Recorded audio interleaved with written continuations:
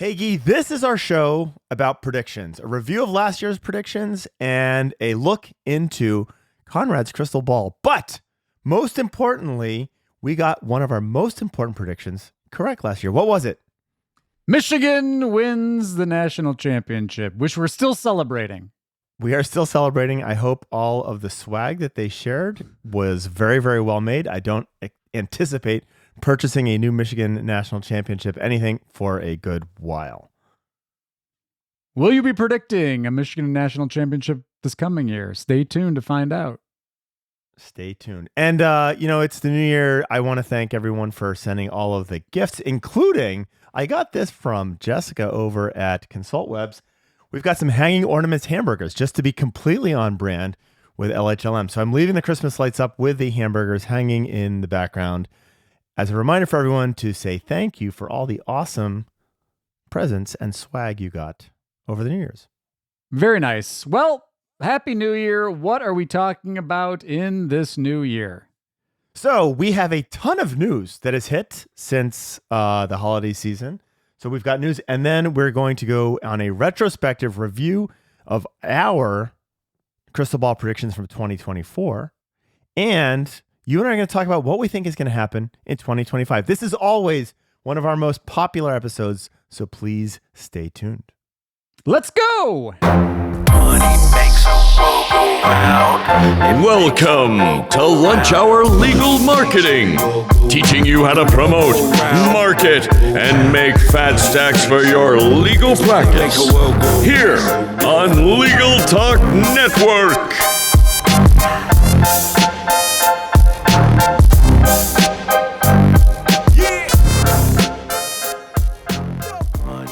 All right. Welcome to Lunch Hour Legal Marketing. Let's hit the news.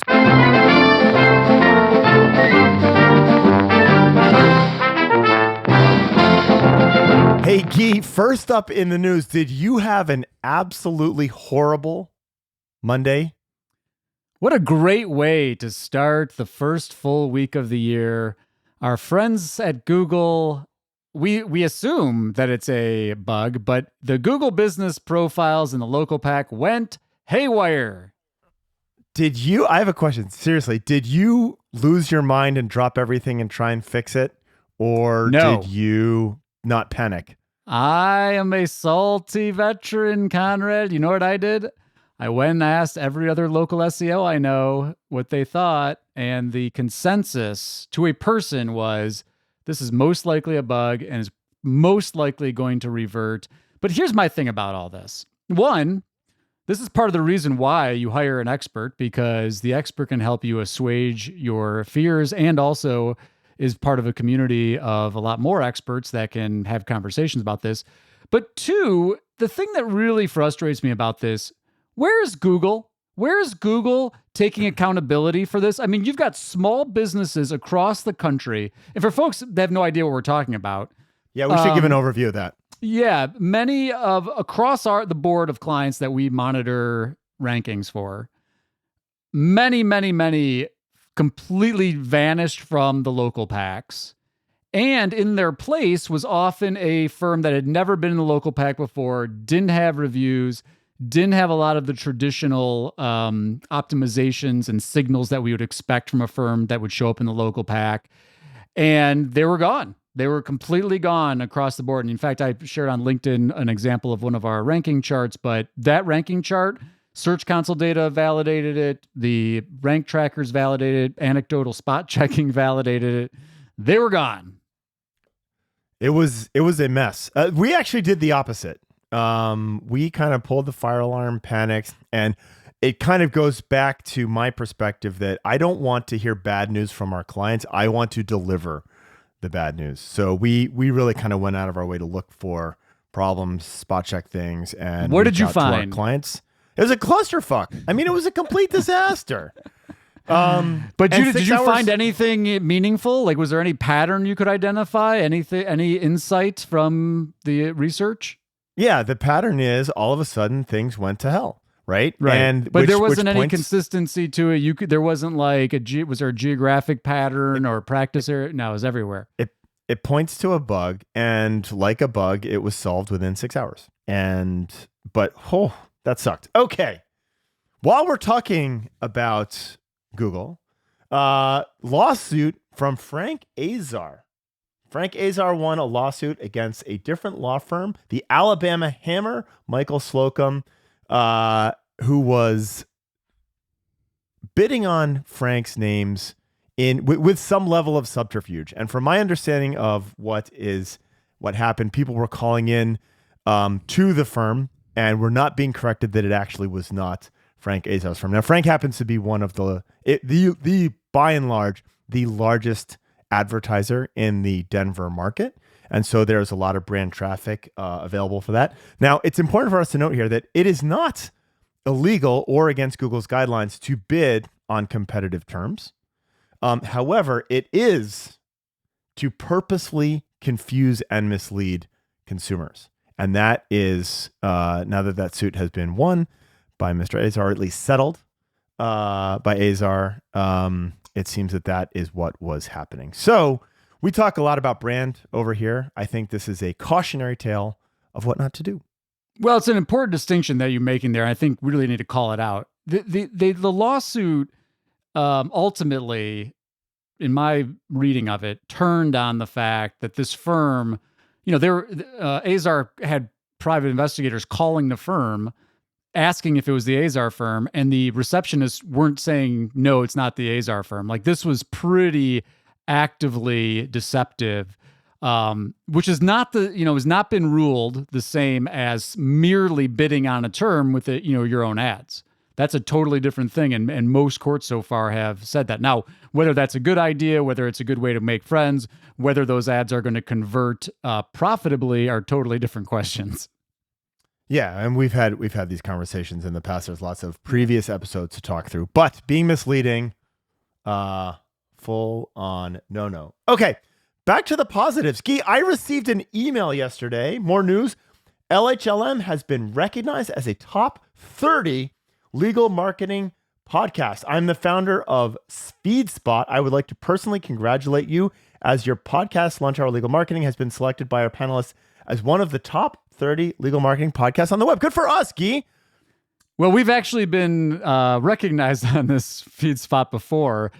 I think we've moved up to the top of the list, though. So, congrats. But are there 30 legal marketing podcasts? Please tell me there I looked at the list. There are arguably, practice plus marketing. Yeah, for sure. Lots. Everybody's got a podcast, Conrad. Everyone's got a podcast. Hopefully someone listens to ours. Listen, while we're talking about ourselves, which is everyone's favorite topic, I hate to revisit this with a little bit of salt in the wound here, but you and I, both of our profiles were suspended on the same day about a month ago. We're still up and running. You look like you've been thrown out to the sea again. Well, yeah, we appealed. We won the appeal. This is our third appeal. Someone's really got it out. Someone's really got it out for us. I love that someone hates you more than they hate me. I honestly was shocked to learn this, that there's more ire for me, little old me. But hey, here we are. So thanks for doing this. Really helpful. Yeah. And you're awesome. Okay. ChatGPT for clients. Gyi, what's going on here? Yes, we have to highlight MJ Morley tagged Lunch Hour Legal Marketing on LinkedIn. This is a good reason to do it. Get some pub on Lunch Hour Legal Marketing. Out of 7 consults, 3 self-reported that they found MJ Morley, who's an attorney, through ChatGPT. That's 42.8%, she calls out. Right. So, again, we're seeing it. We see it in our own CRM. We have other people talking about it. We're going to come up on predictions here. We'll talk about it when we get to predictions. All right. I know we always fawn over our sponsor, and we'll call them out as the sponsor, CallRail, but we're going to do that again. One of the things that you have heard us, I think this was launched on December 17th, which is a strange time to launch anything, but okay, they got it out. One of the things that Gyi and I have talked about regularly is dual source attribution modeling and how it is difficult. So if you want a really fascinating approach to dual source attribution modeling, they are currently using AI for the how did you hear about us, to actually define the how did you hear about us part of the dual source attribution equation. So you can have the direct and traditional attribution modeling, which would go through something like phone number tracking, but they're also listening in for how did you hear about us. Now, my only nit with this, and I had a long conversation with Colrell about it, is they are selecting something from a drop-down list, right? So there's a set number of things. So it would be referral. It's not referral from Gyi, or it can't be multiple things. So they're trying to pigeonhole this into a single thing. From my perspective, Colrell, product managers, if you're listening, I think you should be able to have free form on this and have multiple selected, because the reality is we're living in this multi-touch world. But it is a very cool example of AI and reporting infrastructure being used to make your own marketing intelligence even better. And finally, Gyi, what's going on with Meta and the truth? Well, Zuck, that's a leading announced question, that they're going to stop their fact-checking program. Obviously X is what X is. When you listen, if you listen to the whole thing, and we can fight about free speech and whether, platforms, moderation, all this kind of stuff. And I think, as you pointed out, someone said that the tech giants are paying for the new president's inauguration. And so obviously there are some conflicts and maybe some pandering and some political stuff here.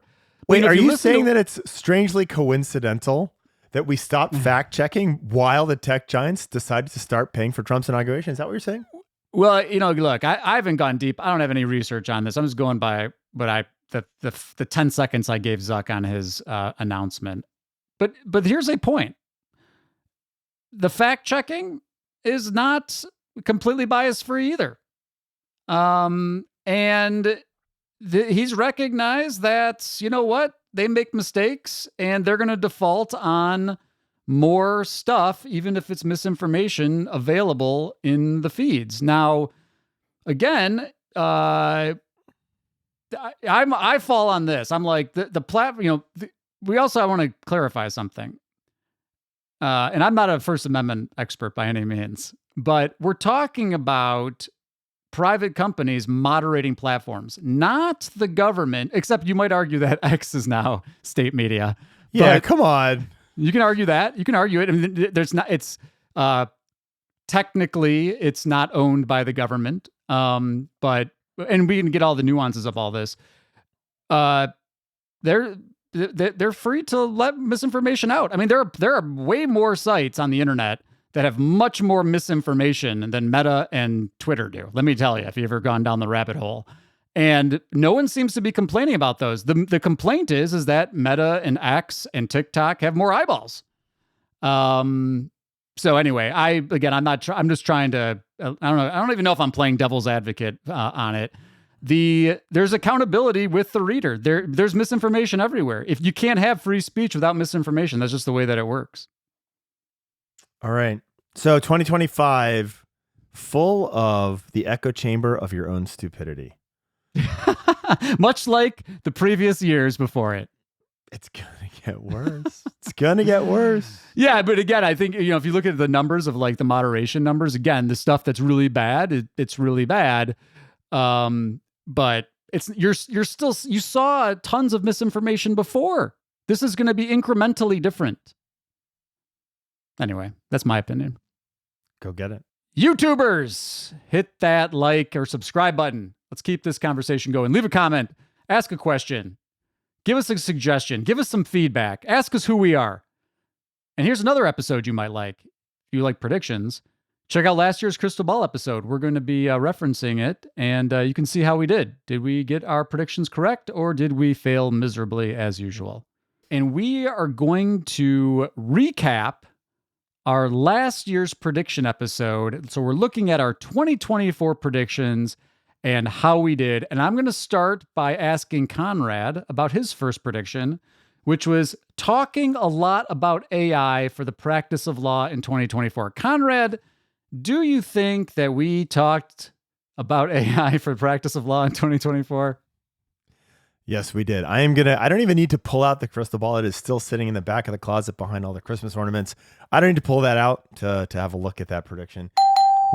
You and I actually went out of our way to stop talking about AI because what kind of prediction is that? Pervasive in the LHLM content. So yes, we talked about AI ad nauseum, which was interesting. As I went back and listened to the show, we didn't see the AI thing coming. That was the response to that. That was the one thing that we completely missed the previous year, was AI dominating the news lines. So that was a surprise for everyone. But yeah, we talked about it ad nauseum.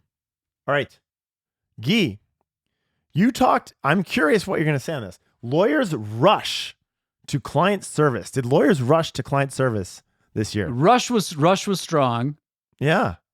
But I will say this, and it's going to come up again when we talk about maybe I should save it for my predictions. But I do see a shift. I see a shift in lawyers thinking, I've really got to do something to stand out beyond just more ads, more media buying, more rankings. Like, I got to do something here to deliver remarkable service. Everybody was talking about unreasonable hospitality. Yeah. And doing nothing with it. Yeah. Like I said, Rush was strong. Yeah. But stay tuned for this year's predictions. All right, Okay. Conrad, you predicted more in-house marketing talent in 2024, along with more advanced roles. Yeah. So we saw the explosion. I was right on this. There are fractional CMOs all over LinkedIn eager to work for your law firm, despite the fact that they have never run marketing for a law firm. This goes back to me, the SEO days where everyone is an SEO expert. There seems to be lots of expert fractional CMOs who have never done the job. Can you help me understand something? Yes. What's the difference between a strategic consultant at an agency, a fractional CMO, and a coach? Can you help me understand the differences? Yes. About $300 an hour. Okay. Thank you very much. All right. Sorry. I mean, all right. We talked about this. We talked about the business of law degree or track for non-lawyers. We kind of hinted at this. Ryan McKean is doing some great work with teaching the business of law. So we were correct on that with a data point of 1 with Ryan McKean, but more, the real point here was higher education moving into training non-lawyers about running law firms. That has yet to come true. I don't think it is that far off. I think higher education teaches people how to be hospital administrators. It is unlikely that the law firm administrator track doesn't turn into a thing at business schools somewhere in the near future. That's my read. All right. Yep. Go ahead. What do you got? I was going to ask you, verified identity. How do we sift through all of the AI bullshit? Gyi, is that happening? This was one of yours. Is that happening? Not the way that I was hoping aspirationally to predict it. But again, in the theme of you want to, and again, I'm going to predict this again this year, so I'll just give you a little bit of foreshadowing.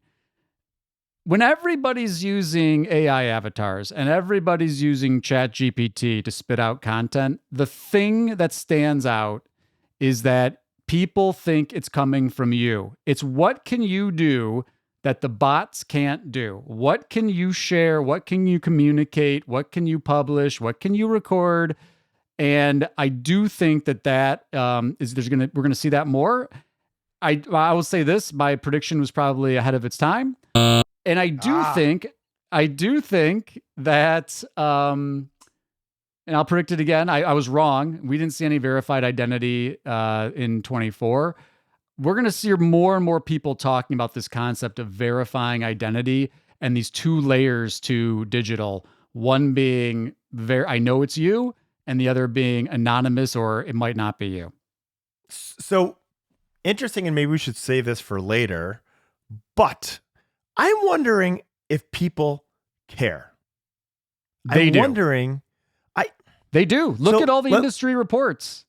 There's a huge bias against the bots. People want to interact with people. I think that is probably true when you ask them. Okay. But they don't know. You're talking about Turing test. They don't really know. That's different. That's different. When you don't know, you're right. But even if, let me use a ridiculous example. Maybe we're going off on a tangent here that we shouldn't be doing, and Adam's going to cut this because we don't have enough time. There's so much to talk about. But even if I know it's an avatar, if you were saying the things that I want to hear, maybe that's okay. But let me rephrase this. I think there's a window, and I don't know how long that window is, during which people either don't know or don't care because the messaging still resonates. I think we're in that phase right now. And is there going to be a pushback against this? I think remains an open question. I think there's some context that AI can communicate, and I think there are some contexts that human beings want human interaction. All right. TBD. All right.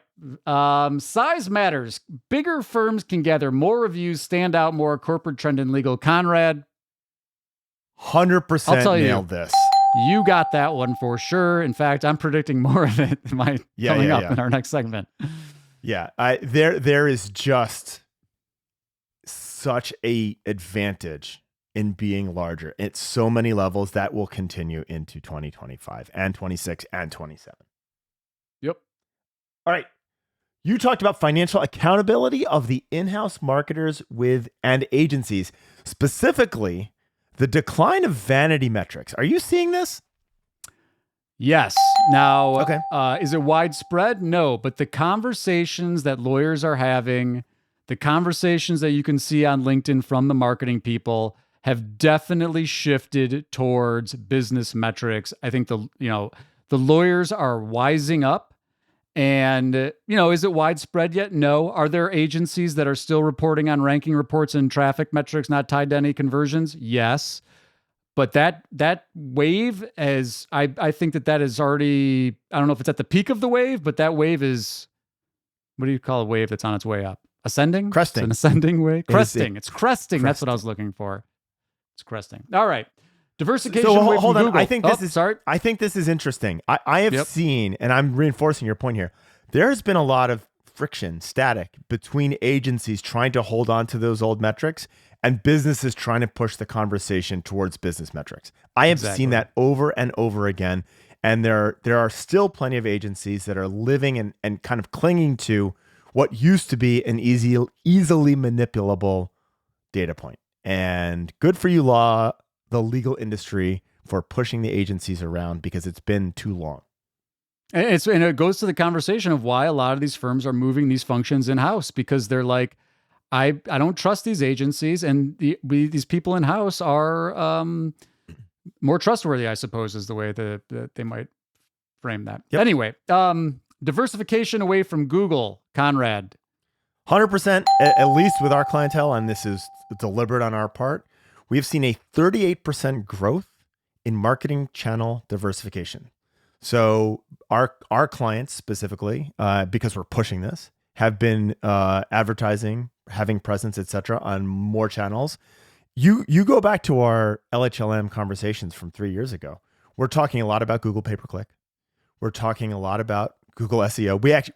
We used to, in our pre-planning shows, we used to like, how do we stop talking about Google? Right now, we're talking a lot more about different channels. That is just happening. Now, and that's smart, and I endorse it, and we're doing the same. However, folks should be mindful that the big collapse of Google has not happened. In fact, many reports, you go look at what Rand's reporting on. I mean, obviously, you can look at the industry reports. Google has not drastically lost market share. Now, anyway, we don't have enough time about that. So but your point is it hasn't lost market share, but everyone's playing in that very, very red ocean, to use the blue ocean's exactly. No, it's good to you should diversify 100%. Okay. Gyi, you talked about the non-lawyer ownership of firms. Less lawyers, more business people. Happening. Ownership, I don't think, is widespread, but less lawyers, more business folks, less lawyers, more technology is happening. And I'm going to predict the same thing is coming, especially I think we're going to be facing a deregulatory wave. Take that for what you want to interpret it as, but I do think we're going to start to see the proliferation of more non-lawyers in legal businesses. All right, everyone. That was our review of 2024. We kind of had a mixed bag. We kind of got a B. We were pretty good. I have just gone behind the Christmas decorations that are already put away in the attic closet at my house and found the velvet box that holds the crystal ball for all the time, 364 days a year, except for right now. I'm looking into it, 2025, trying to see if it's anything other than AI. I also love how it's Conrad's crystal ball. Alliteration is key. I thought that was going to be a tinge of bitterness there. No. Okay. I love it. Fortunately, the crystal ball works through Zoom, so you can look into the crystal ball as well. It's a techie crystal ball. So we've already talked about this, but what I see as the big change in legal marketing this year is the deployment of AI avatars and mass spamming of content on social media. There are some really impressive softwares out there that will turn you into an AI avatar. You can have yourself talk about anything you want. If you want to speak Greek, it can even do that for you. So check out Synesthesia in video. We'll put links to both of those. But I see the adoption of AI avatars and then the very, very cheap production of whatever content you might want it to say and then distributed over social media as a major change. The question for me is whether or not consumers give a damn. And I think you and I have different perspectives on that. We'll find out. Well, this is your layup prediction. I mean, this is already happening. I just popped open LinkedIn this morning and I could tell that and that's the thing. That's the problem. I could tell, right? Right. Well, and when you can tell, it really loses its magic. The magic of the crystal ball. All right. What do you got? I'm saying more social results in LinkedIn. In Google. Google has tested this at different periods. I noticed an uptick in it. It's these what people are saying results. And it just makes sense. You know, we've talked about how Google is competing for attention, but if they can get it right, and they haven't got it right quite yet. But if you think about it, you do a search, you do one of these bottom of the funnel lawyer lookup searches. If Google can deliver a local lawyer talking about an issue that is relevant to your query, that is a much better experience for the user. I'm not saying they're there yet, but I think that's coming. I think that's part of what the AI is going to be good at, is be able to figure out content that actually might be worth posting. And obviously, the big one here would be we're going to see a lot of YouTube because Google owns YouTube. All right. As I look back into the crystal ball, we've talked about this one a couple times. You've mentioned it many times. I think some large law firm is going to be made an example of for fake reviews. And this is going to cause massive hysteria among all the law firms who have been buying fake reviews for both themselves and negative reviews for their competitors. So I see a large firm being made a huge example of, because to quote Toby Keith, a little less talk and a lot more action. There's been a lot of talk about this right now. And we've talked, we've referenced John Henson quite a few times. We've made changes in FTC. This is something has to happen. And I predict a big takedown the takedown of a large firm by the federal government. I hope you're right. Unless you work for them. All right. I am predicting a continued move to branding from direct response. And it's in the line of this theme. A couple factors are driving this. One, I think AI is driving this, right? The way to stand out is authenticity, is brand building.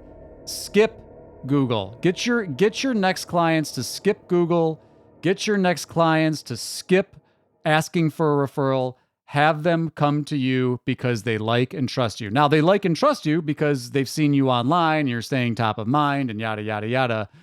But I think that the other half of this coin is, in many markets and in many practice areas, the cost of direct response is getting to the point that it is not profitable in certain channels. And I don't know what the platform solution to this is going to be. Like, I don't know how some of these platforms that make money off direct response ads resolve this.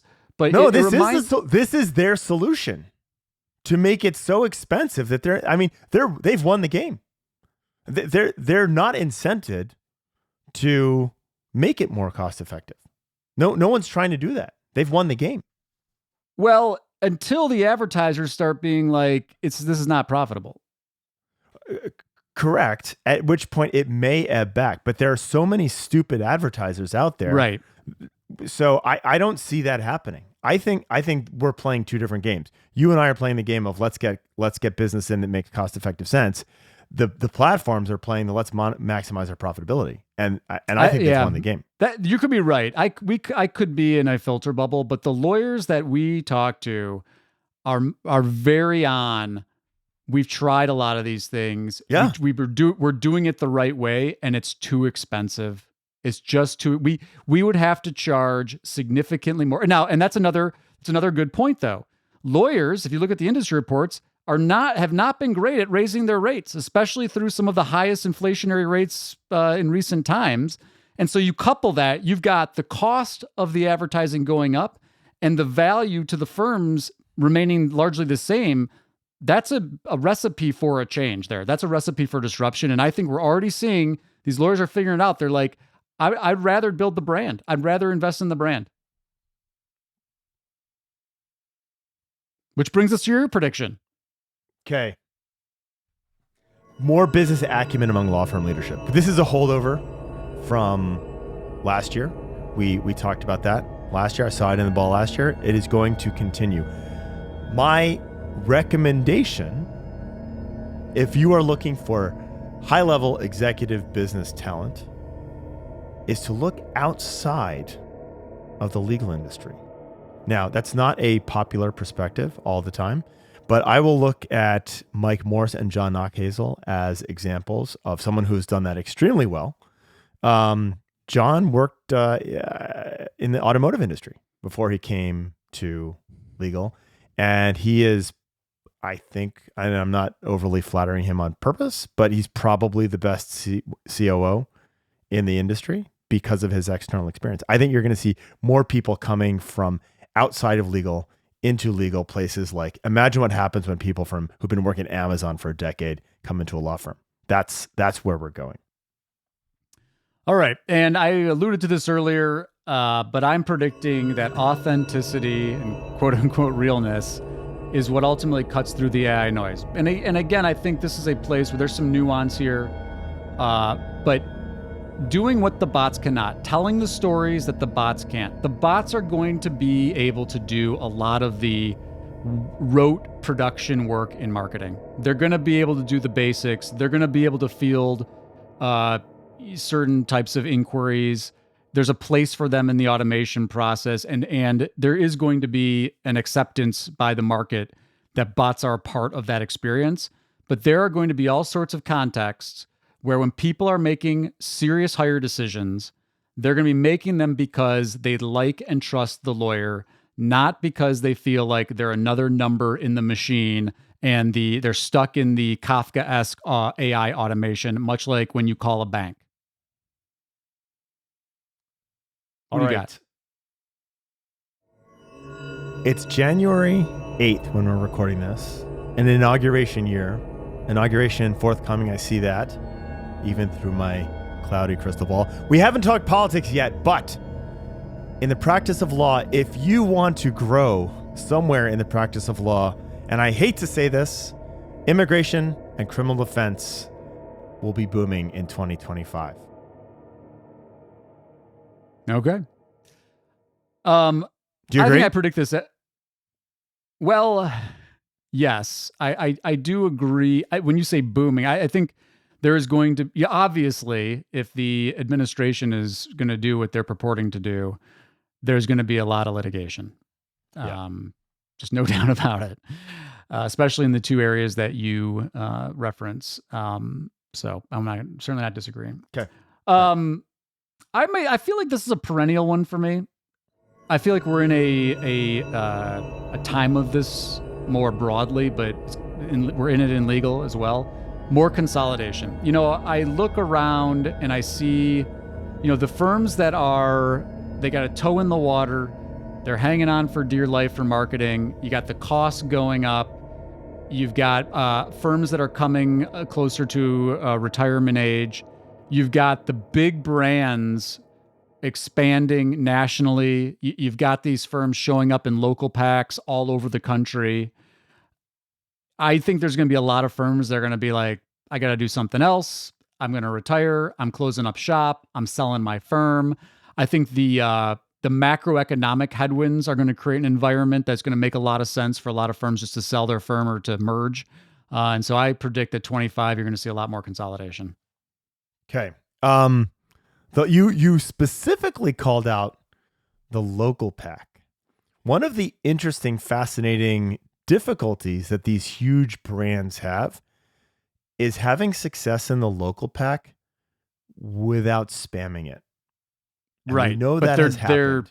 I didn't say they're doing it without spamming it. They are spamming it. No, 100%. But yeah. I guess my point is, I'm going to collide two of our predictions and suggest one of the things that may slow down this consolidation is one or two or three of these big players being slammed through review spam and from the government. I think that may well happen.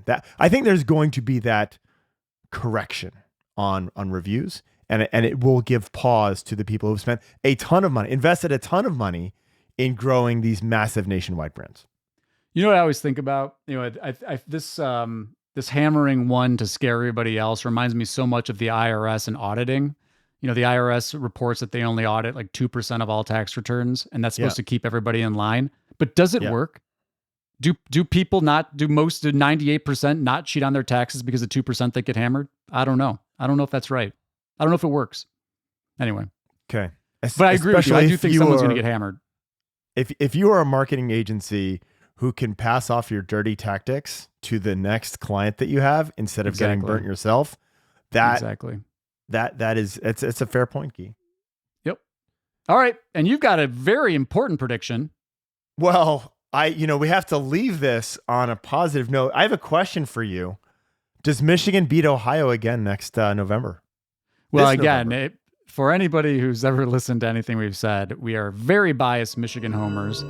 And I am saying yes. And I'm looking at this offseason and this transfer portal and this NIL stuff. I mean, everybody wants to come play at Michigan. So I think Michigan, we got a new quarterback. The defense, we're reloading on defense. We got the Alabama running back came. Defensive tackle from Alabama's coming. We got a bunch of other transfers. I'm predicting Michigan goes 5-0, which would be remarkable.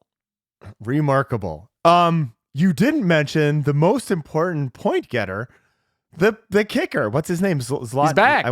He's coming back. He's back. A lot of guys returned that we didn't think were going to return. Yep.